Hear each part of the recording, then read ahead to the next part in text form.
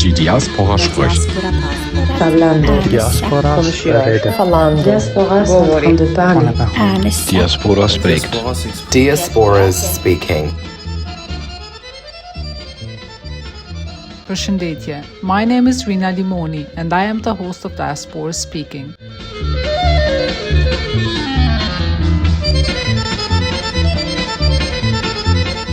In this episode, I am joined by Alberta Sinani, who will share her insights into how community psychology engages diasporic communities as a way to work with them and supporting grassroots efforts to create meaningful change.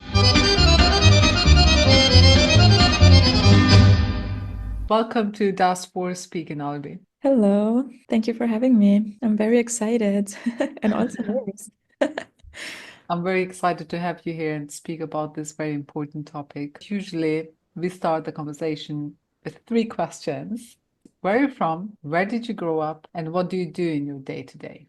So, I am from the south of Kosovo, from the mountains, beautiful region called Shari Mountains. It's like about a half an hour from Prizren, very small village. Yeah, that's where I was born. And then when I was about 2 years old, I think, my parents moved to Austria because my dad was already working in Austria with his uncle who was a guest worker in Vienna. And then we stayed guest workers and stayed forever, kind of. So yeah, I grew up in Vienna, went to school there, went to university, and now I have been living in the US for 2 years, for the last 2 years, because I did a second master's degree in community psychology, and that's also what I'm about to finish here. I graduate next week, actually, and then I'm going to move back to Europe again. And actually, your degree is the reason why we are having this conversation today. So to jump right in, community psychology. What is community psychology? So, what is community psychology?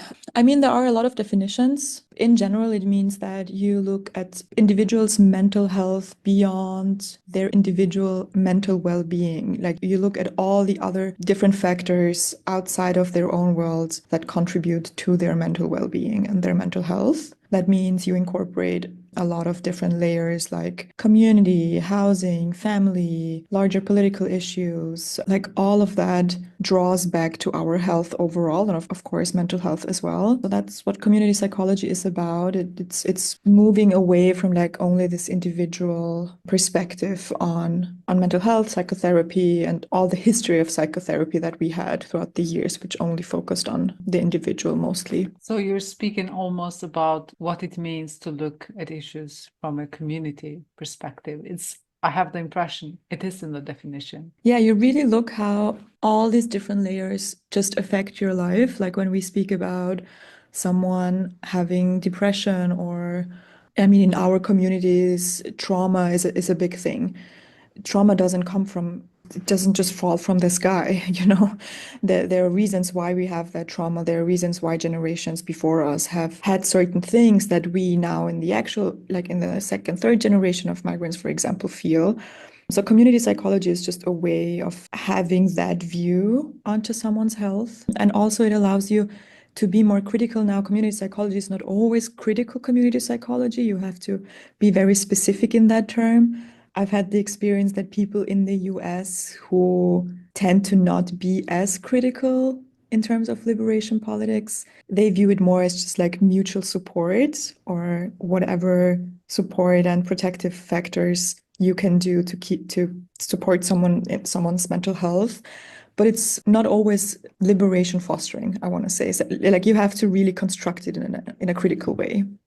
So what you're saying is this research, which a term in itself is a bit problematic, or to use the German word for it, Forschung, is within the communities, not just about them. Yeah, definitely.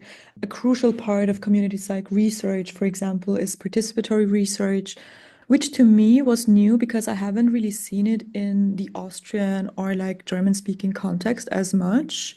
Like, that was a very new concept. I always had the feeling that back home, everything that was participatory, everything that was in the nature of like qualitative research was somehow a bit lower in the respect of research. Like, you always had to have data and everything, which is valid. Like, for some topics, you of course need numbers and everything. But when we look into communities and when we look into stories, and healing from a community psychology perspective is a lot about storytelling and a lot about like the narratives that we have. So in community psych, that's a very big, crucial part of it, which is very unusual also in the US context of research, I want to say. So yeah, I liked that the individual stories of people and of communities had such a high value in community psychology. And there are specific terms of how you can do participatory research, of course, many different ways. But essentially, it's always about incorporating the community, not just extracting information from them, but really within the research project, what are you changing? Like there is always the need, the urge to have a change after the research project. If you're working with youth, what do they take from that research project that you do with them? Do they have any additional skills that you added to their life, to their CVs, to their futures that they can use from that? And I really like that part of there is a common good that you create, but they benefit from it. They can use that research. It's not just going into the communities, getting their information and leaving again, but it's actually, okay, we have the information. What does that mean? How does our future work is informed by that? And which needs to, in my case, youth, which needs do they have? How are they met? So what you're saying is this is moving away from the academic tower that is built around research and knowledge production, because it has to do with knowledge production. I'm a big fan of community psychology. For me, it was like this in between, because I have a background in political science and then I went to art school for my other master's program. So I had like very different experiences in this whole like academic world, because one was very research theory based and the other one was like artistic research, which is totally different. And for me, community psych was kind of in between. Like you could use the tools of academic research, but then what you did with it was very close to how my community talks, how we perceive things, how we process things in terms of language, in terms of where do you sit, where do you talk, where do you meet, how do you meet. So it kind of felt like both of these worlds coming together. So I'm a big fan of community psych. Do I think that they're doing everything right? No, absolutely not. My whole 2 years of experience in the US was, hey, people, we're sitting in a classroom, we're talking about this in theory, but half of our class, or more than half of our class, was international students who had very distinct immediate needs that were, for example, not met by the university. And that's a group that's very close to you. You don't even have to go to a different neighborhood. You don't even have to travel. You don't have to go to a different part of the city. It's right in front of you. But still, so many people are missing what the community needs are. So how can we foster that? How can we talk about community psych and engagement and mutual care when we are not able to recognize the needs of people next to us? So I do think there is a big gap in speaking about things academically and having the right definition and the right terms and actually enacting those values and providing care, because that's what it is about at the end of the day. Are you providing care for people in need, whatever that need might be, maybe? So I think that was an experience that really shaped my 2 years. And I don't think it's a unique experience only for the US. I think we have to deal with this issue everywhere we go. People always have the definition right. Everyone is super smart. But when it comes to bringing up the action and actually be there for people and organize, and I don't necessarily mean like organize big campaigns or whatever. Yes, that's a next step. But we are in times where people have very immediate needs, and that's housing, that's food, that's transportation, that's job security or insecurity, that's language barriers, like all of these things. And we know this from our own communities. All of these things are very immediate needs that don't necessarily need like big organizing. It just needs showing up, listening to people, doing the things that are to be done. Gathering from our first conversation, is your own community or our community one reason you have chosen to study community psychology? Or in other words, what triggered your journey? Yes, definitely the Albanian migrant community in Vienna, or the lack of that.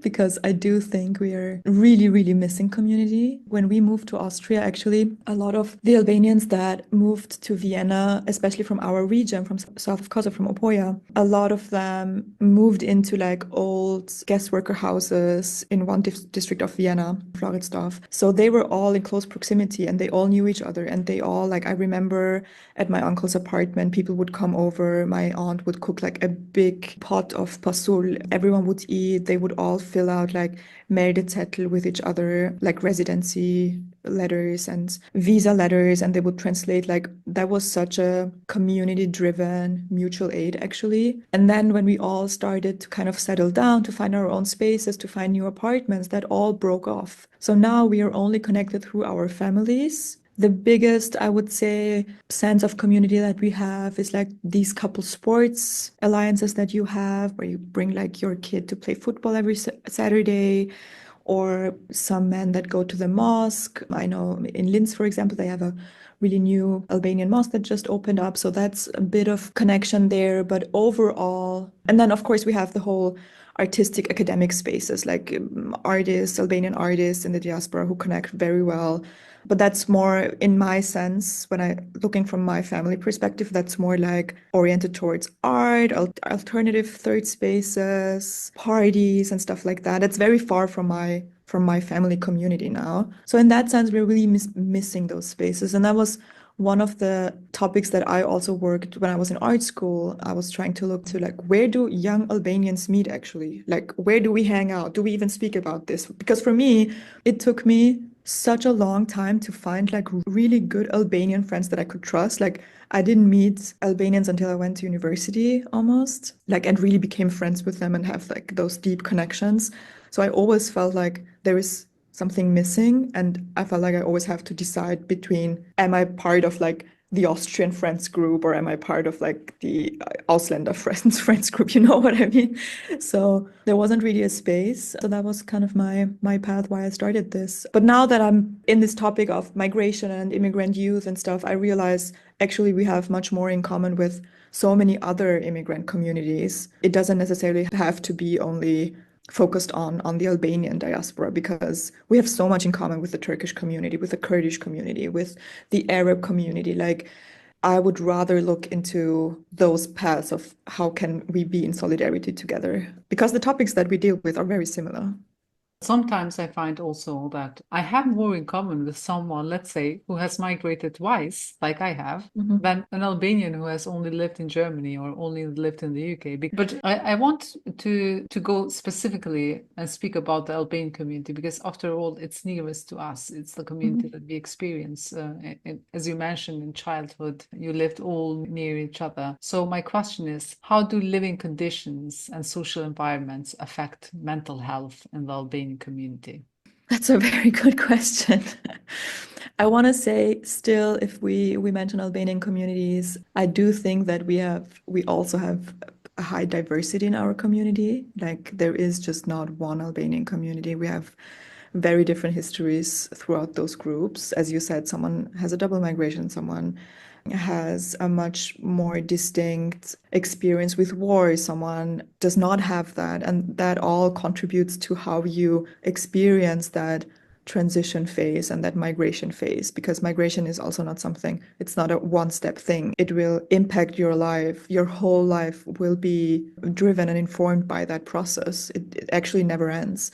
So I do think we all have very different experiences. What I can say from the group that I know best, and that is working class Albanians who came either prior to the war or after the war, during, most of us, we just started, or our parents just started, regular working class jobs. So that is something that is so present in our history. And I do think it's getting overlooked, because of course we have now a couple decades in the diaspora, we kind of have managed to maybe build a house back home, to maybe buy cars and stuff like that. Like, we see that we are moving upwards slowly but surely. Like, we can of course compare it with generational wealth of white people in German-speaking countries, but still you see kind of this moving upwards. But class, I want to say, is still one of the most crucial thing that we have to deal with next to, of course, racism back home and in the diaspora.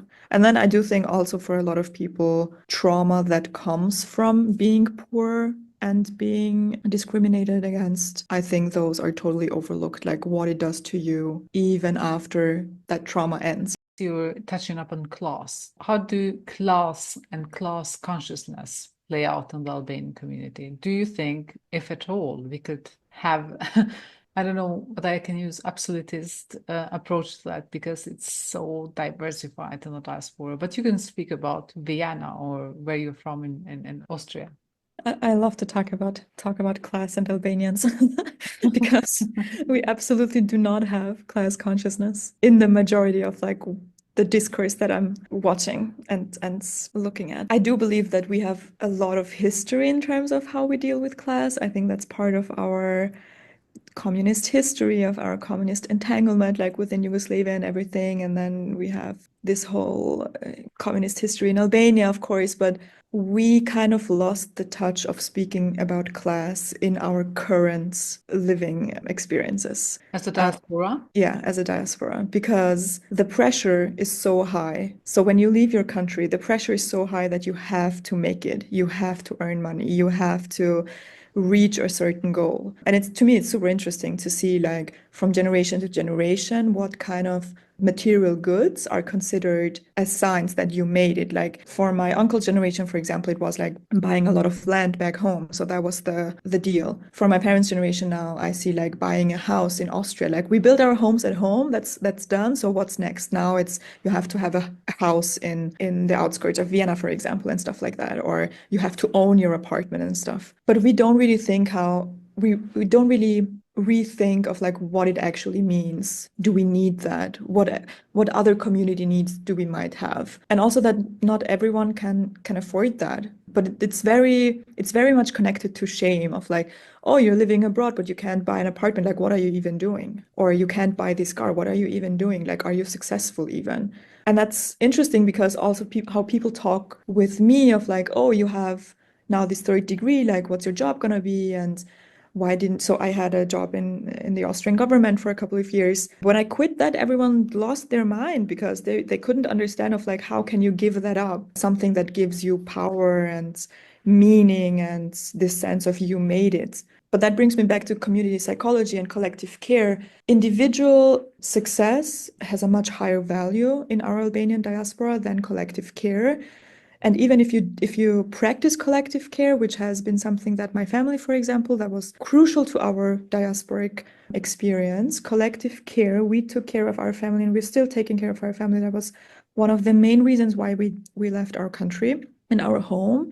You get punished by that. How people talk to my dad, for example, because he takes care of family, that's almost like disrespected. That's almost like, oh, you're just a stupid guy who does this. And to me, that's wild, you know, because the way that our story started in the diaspora was so deeply connected to collective care and mutual care. So I feel like we are shifting towards this crass individualism. And I think that is connected also to what makes us Albanian and how we talk about being Albanian nowadays, and how like the post-war discourse in Kosovo is happening of like, we are Western, we are being Westernized, we are being portrayed as white, we belong to the US, we belong to the European identity. All of that comes at a cost, I want to say. So we are moving away from everything that is collective, everything that might have something to do with our history, because we give that, how we define our history, we give that away. We almost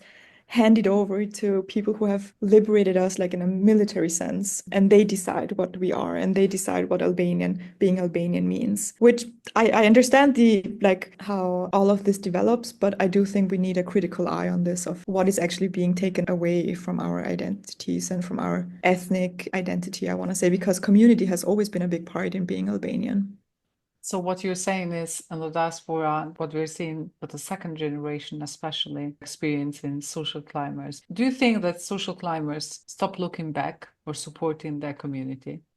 Yeah, definitely. I think they will, if you ask social climbers themselves, they will tell you something different, something else. But I think most of the people who socially climb, they look back only when they have to do charity, when they have to give some money to some organization or talk about how they made it and pay gratitude to like all the people that have supported them. But everything happens under like, I feel like it's almost a marketing that you do upon yourself. And that's so interesting also in terms of this whole diversity discourse that we have.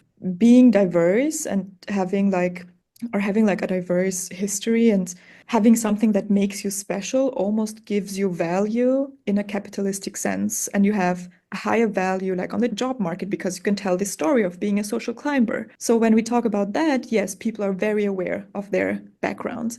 But when we talk about actually going back to the communities or going back even as a term, I don't like it because where are you going back to? But looking at the community that raised you, there is never this urge to action of like actually changing something or actually bringing that resource that you gained back in a more sustainable way. And everything that happens in that sense is always under the terms of the dominant culture. Like if we look at youth work, for example, people come back, they have better jobs and people come back and be like, oh, let's help migrant youth, but let's help them to get jobs in the dominant culture. It's never from a liberation perspective. It's always from a perspective of let's help them fit in better, which I get, I understand. I also had people who helped me fit in better, and that certainly helped me manage those spaces. But there needs to come like a different phase after that, because when you have resources, when you gain them, when you learned how to manage those spaces, there needs to come a different phase.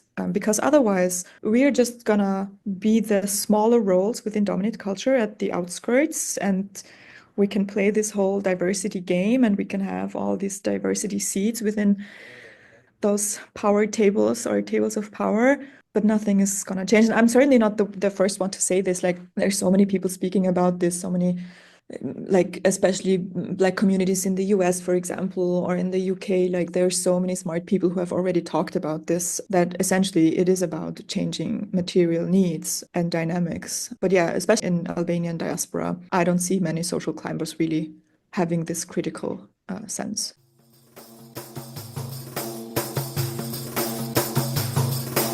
Lojne madhe bojna livadhe o Lojne madhe bojna livadhe o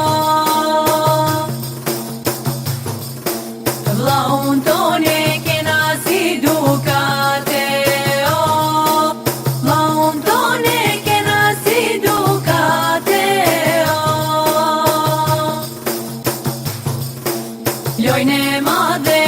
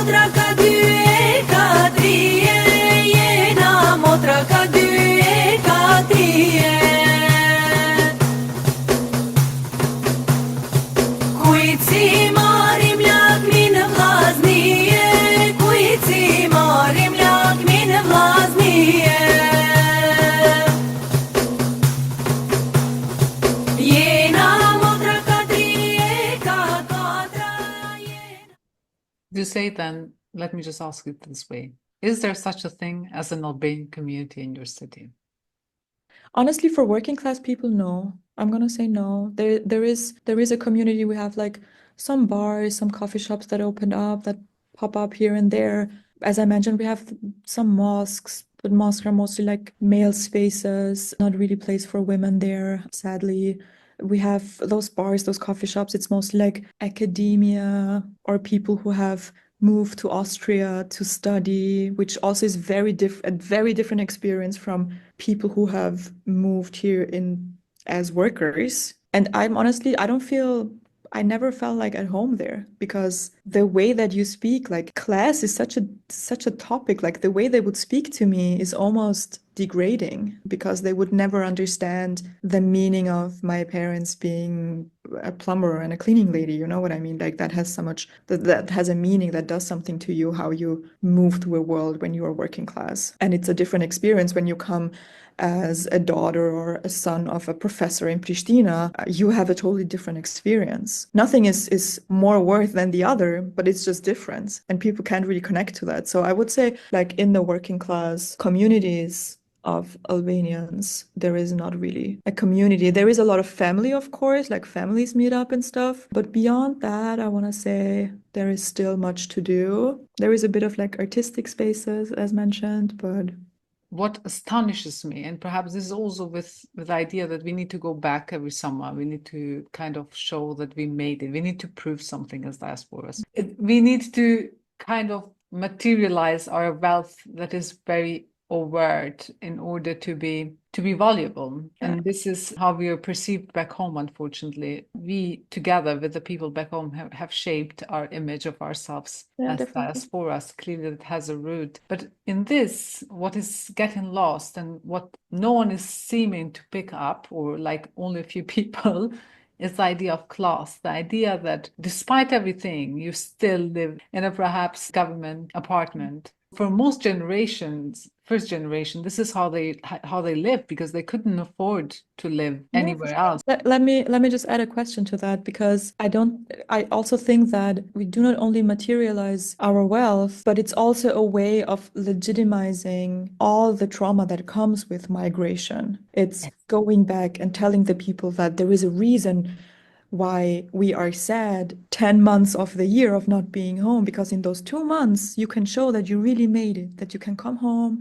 you can throw big wedding parties, you can bring the whole family together, you can give them food and everything. Like, I do think that there is value in these events because, as you said, like, we're being criticized, the Schatzes come back home and have like all this superficial parties, but to me it's not superficial. Like, to me that has meaning and sense. But I do believe that we have to work with that. We have to further transform because it can't go on like this. We can't just go home and have this big spendings when back home, 10 months of the year, we don't have community at all. That's not healthy. And that's on a psychological level, we are not really dealing with it because we are not having alternative spaces of like, there is only Kosovo during summer. That cannot be the only outlet that we have on a psychological level to deal with mental stress. It comes from migration and from being a minority.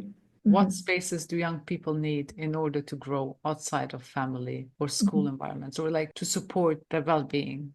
I definitely think that young people need more visibility in urban spaces. In general spaces, like, young people do not have visibility if it's not negative. Like, when we notice young people on the street, it's mostly because they're loud, because they annoy us, and they're in someone's way, they're not behaving as adults should. But young people are young people. Their brains are not developed yet, and we have to hold space for that phase of life. And young people, we have so many requirements for young people, what they should do, what they should bring to the table, what they should achieve in school, what they should achieve with their families. That's all a lot of pressure.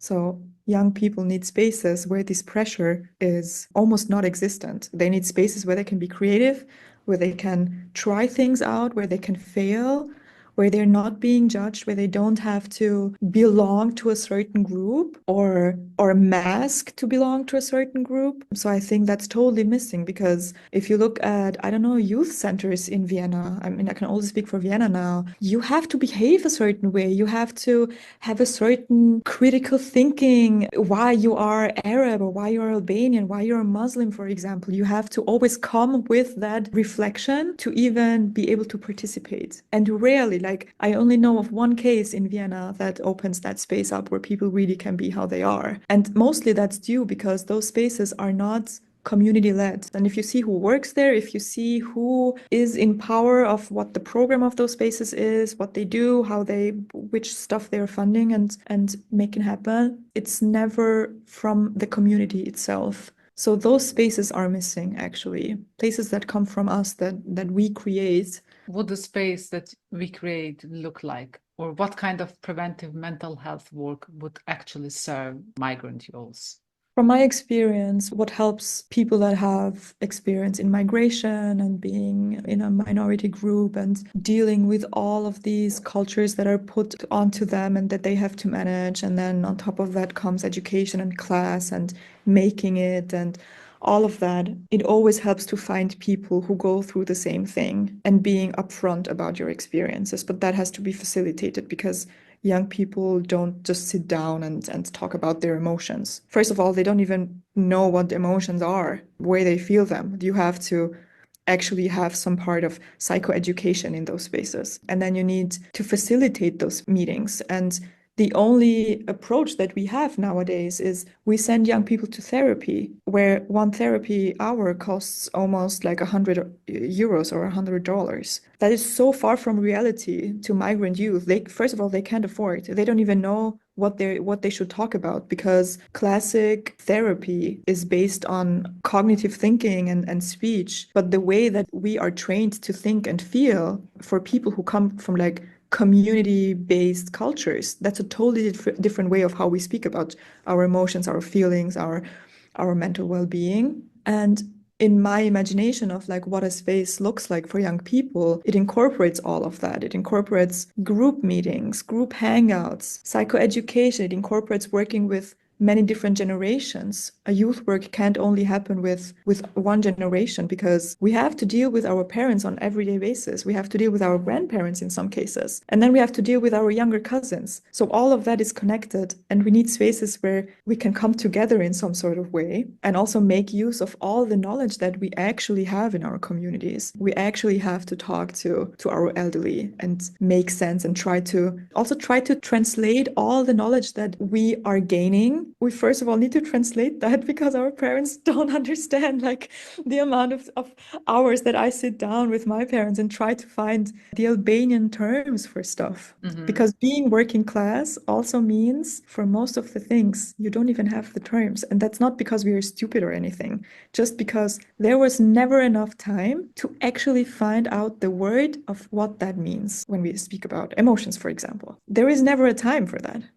You speak so lovingly about family. And then also when we first spoke, you spoke about your grandmother. Mm-hmm. And you told me one of the reasons why you're doing this was because of your grandmother. I did not intend to be so connected to my grandmother in those 2 years because I was so concentrated on youth work. And then whenever I started so my idea was to come up with like a concept of how to work with migrant youth, and that should be research informed and everything and all of the good stuff, all of the good stuff in academia. And then whenever I started formulating something, I wanted to tell the story of my dad because my dad had like a really hard childhood. His father died when he was 15. He had 4 younger siblings, and that was his story. And then he was so connected to his mother, like to my grandmother, and still is. They had such a close bond because they were put in this very hard circumstance where they had to work together to make it. And then I went a generation back and I was like, okay, but why did my grandmother do things the way that she did? And what happened in her life? And how is that connected to then her kids and raising her kids and stuff like that? So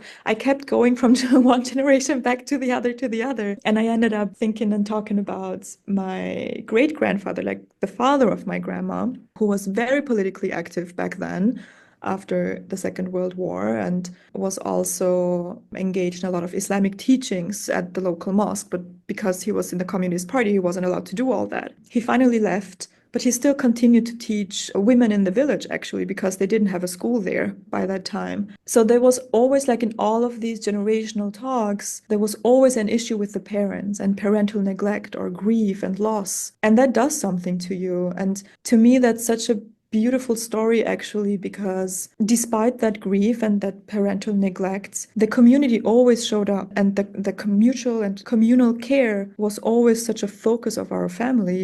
And that was something that I wanted to tell youth, because there is a value in connecting with other people, and there is a value with sitting down with your elderly and talking about these things. And to me, the most beautiful thing that you can tell youth is to give them hope and to tell them that even if everything looks super hard right now, you have the means. If you connect with other people and if you don't go through this alone, you have the means to actually flourish after traumatic events, or even after hardship, or even if you feel sad. Like, so many emotional states, or all of the emotional states, are not final. But when you're a young person, still struggles to find its way, you don't necessarily see that. Everything is very hopeless in a way. So yeah, that's how I ended up working with my family a lot, because for me it's like also we lose all of these stories, because in the verge of trying to make it and trying to perform back home and be like successful and post all of our success and new cars, new homes, and whatever, weddings, we lose what we actually know best, and that's to take care of each other. And that's so To beautiful speak because about it. We need to speak about it. Yeah, thank you.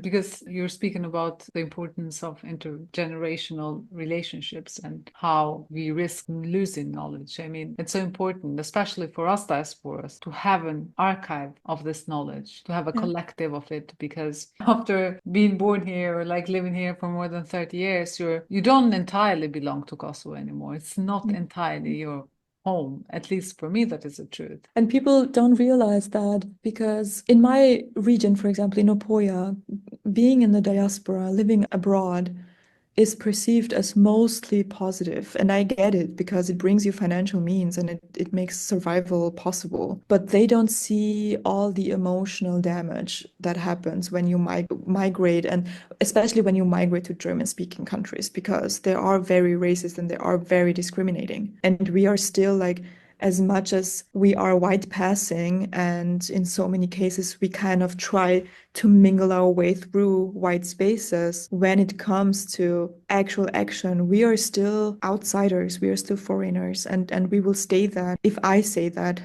looking the way I look and having a really non-traditional Albanian name, then imagine that for other migrant kids. So the people back home don't really realize that, and it's when we don't speak about the negative aspects of migration, I feel like we also can't work on them.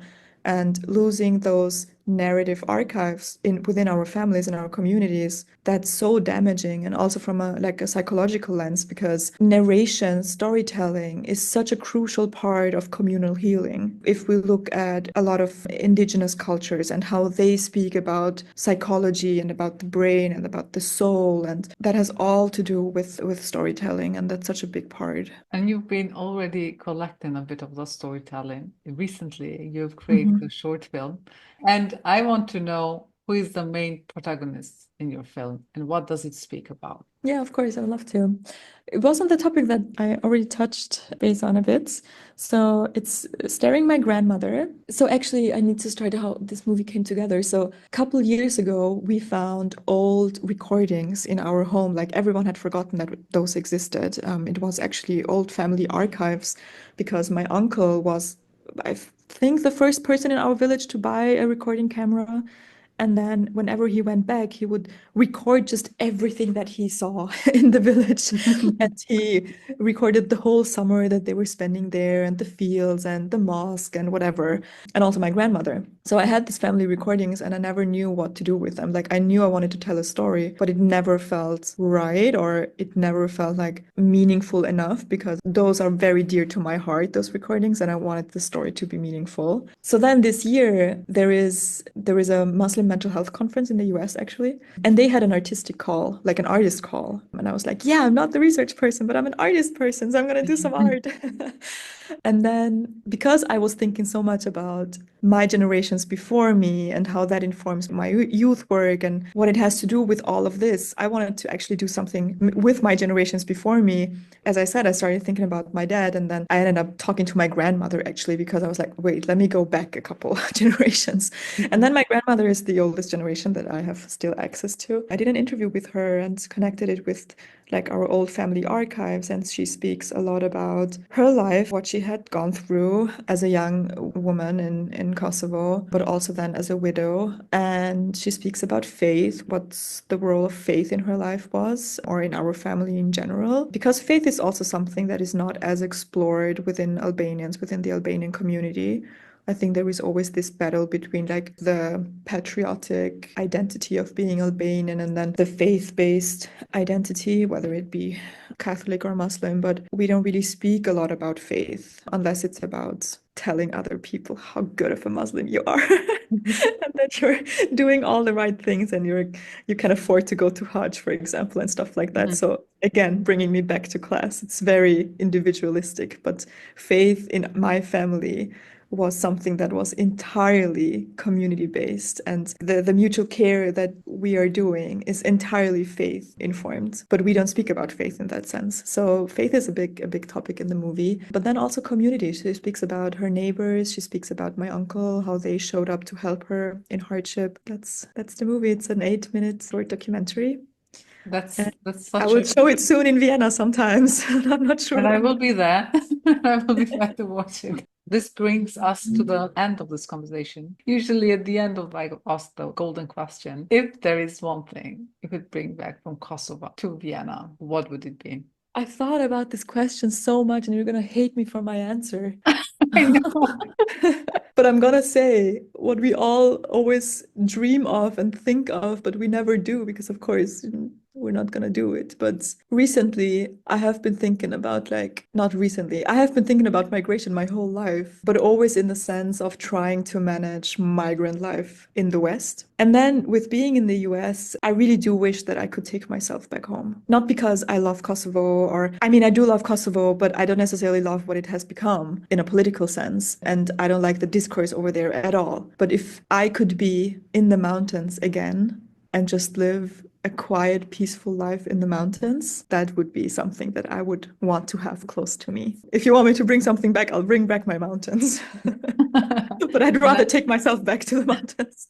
And I love that. Even the Austrian mountains don't convince you. No, it's not the same. It's how your soul connects to a place. And for me, it's always the mountains. Like, And that's such a beautiful ending to this conversation, Alberta. Thank you so much for being here, sharing your very insightful research and also thoughts with the audience of Diaspora Speaking. thank you so much, Rien. I really love your work. Thank you for inviting me, for giving space to talk about my family also. It's very close to my heart. And I hope that people will connect to it and take something from it, because there are hopeful things in our circles and we need to access them.